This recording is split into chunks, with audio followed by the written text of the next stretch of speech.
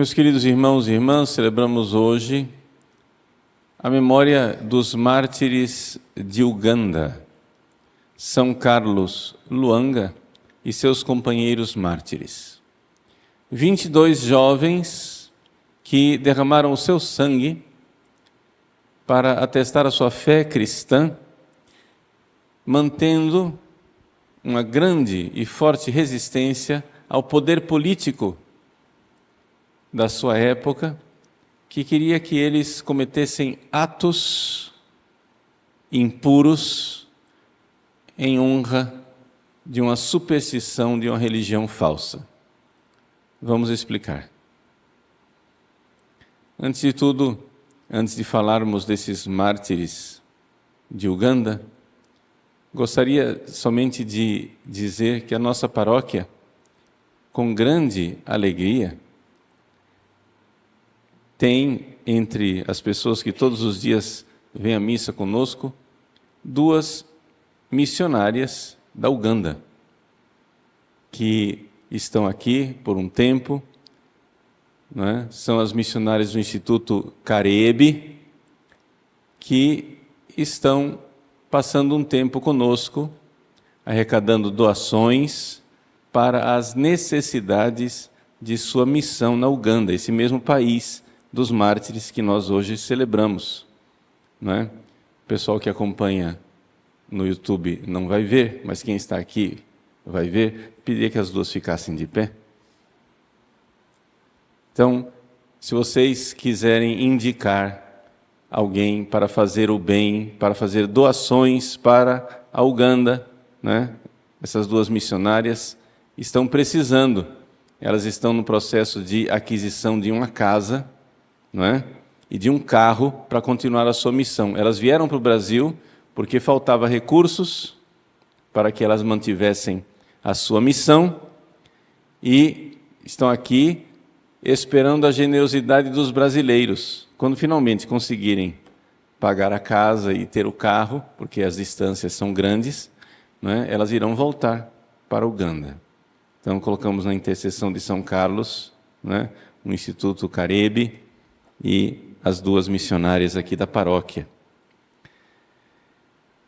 Quem acompanha no YouTube, não é? E quiser fazer sua doação, procure na internet Instituto Karebi, com 2 Es. É com K, Karebi, I no final, né? K-A-R-E-E-B-I. Ok? Doações são bem-vindas. Qualquer R$1 milhão resolve, não tem problema.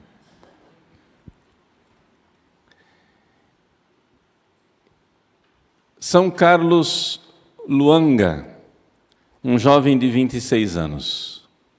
Na África do século XIX, estamos no final do século XIX, 1885, 86, os chamados padres brancos, os padres das missões africanas, os padres brancos estavam evangelizando aquela região da África, que hoje é conhecida como Uganda. E eles, inclusive, tiveram um contato com o próprio rei.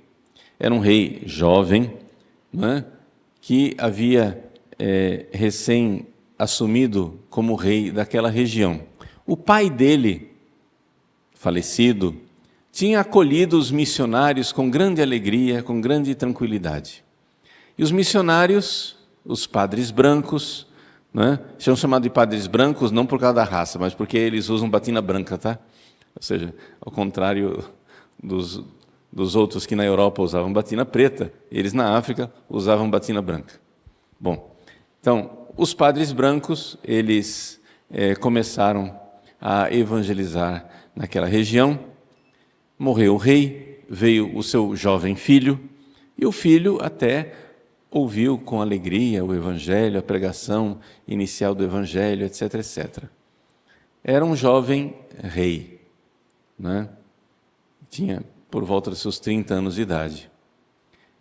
No entanto, esse rei foi convencido por feiticeiros locais ou seja, gente das religiões ancestrais deles, dizendo que se eles deixassem o cristianismo entrar, o cristianismo era uma potência estrangeira e o reino dele seria enfraquecido.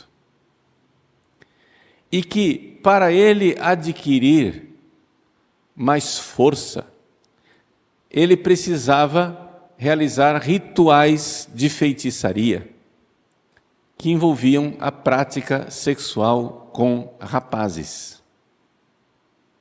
Não se engane, é pedofilia mesmo, ou seja, meninos.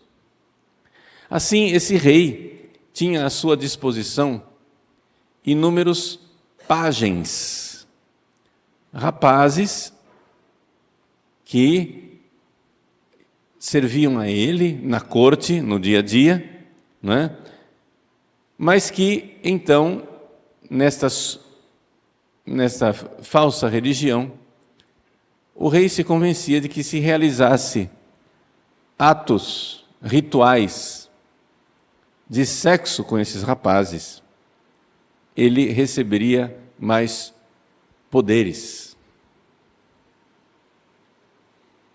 Dentre estes rapazes, vários se converteram ao catolicismo. Existe uma foto da época que retrata a recepção, não é, do bispo francês, bispo católico, que estava chegando naquela região.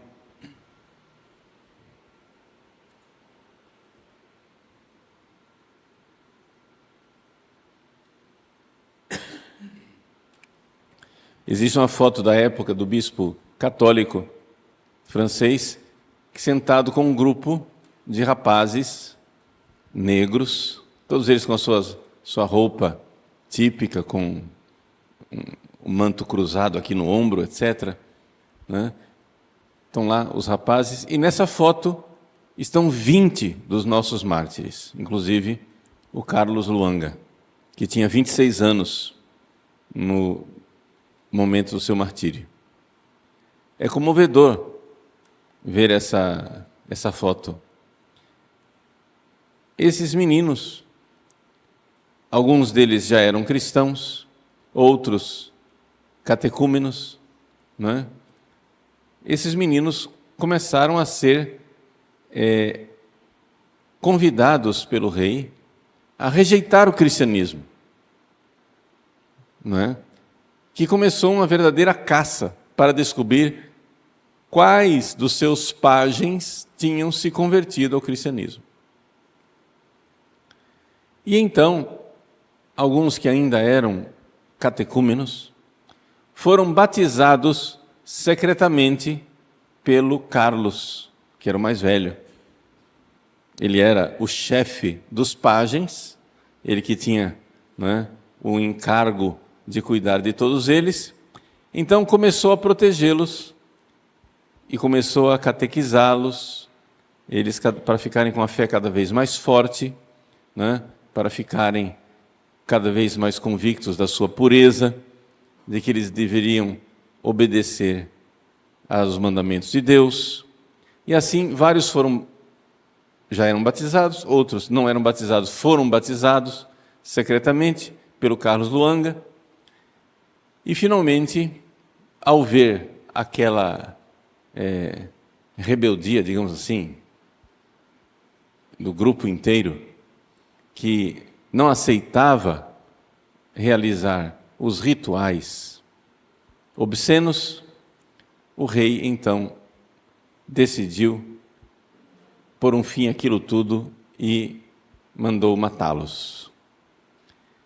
Antes de morrer, eles tiveram que fazer uma terrível via sacra, não é, de uma caminhada de 43 quilômetros até o lugar da execução. Foi uma verdadeira via sacra pelos maus tratos, por aquilo que eles foram sofrendo no caminho. 3 deles foram martirizados no caminho, não é? Um deles, enquanto caminhava e recebia insultos e maus tratos, disse para os seus algozes vocês não me podem tocar. Nada vocês podem fazer de mal contra mim, porque meu Deus irá me resgatar de uma forma invisível. Vocês vão ficar com o meu corpo, mas a minha alma será resgatada. E de fato ali mesmo ele foi morto, né? E alcançou a glória do martírio. Quando finalmente chegaram no lugar da execução, os algozes começaram a juntar lenha para queimá-los. E também ali ficaram amarrados vários dias esperando o momento da execução.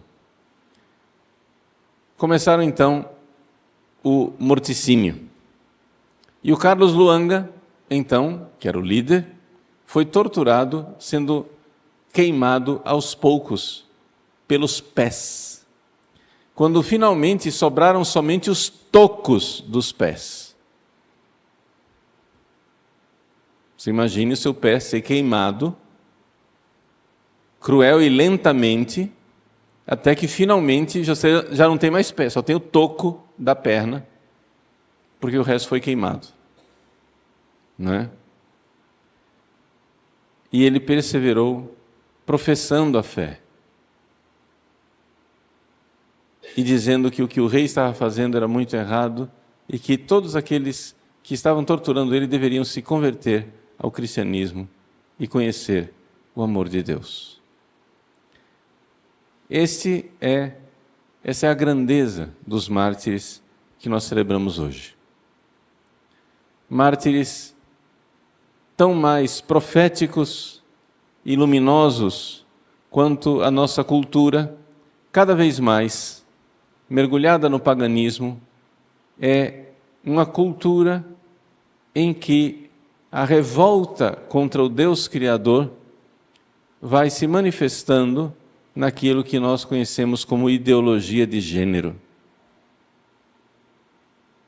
Nós, católicos, cristãos, professamos que Deus, Pai Todo-Poderoso, é Criador do céu e da terra.